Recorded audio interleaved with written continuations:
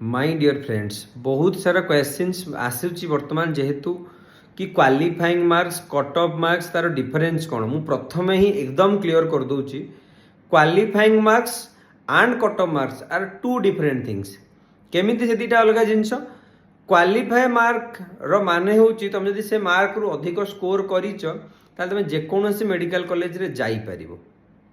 Number 2 cut off marks means सबुठु छोट mark जो लास्ट सीट भरिया बेले जो सबुठु कम मार्क्स जोटा थिला सेटा थिला कट ऑफ मार्क।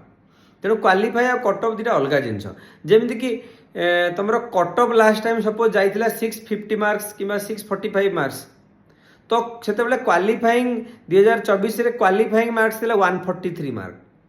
सिमिलरली ए वर्ष जो 2025 रे कट ऑफ मार्क्स देखा 530 दरपज मुझे कहि कट ऑफ मार्क कि 525 ये पाखापाखि रही कट ऑफ मार्क्स ताहले तुम क्वालिफाइंग मार्क्स हम 126। तेणु ए वर्ष सबुठु कम क्वालिफाइंग मार्क्स भी अच्छी कट ऑफ मार्क्स भी कम अच्छे।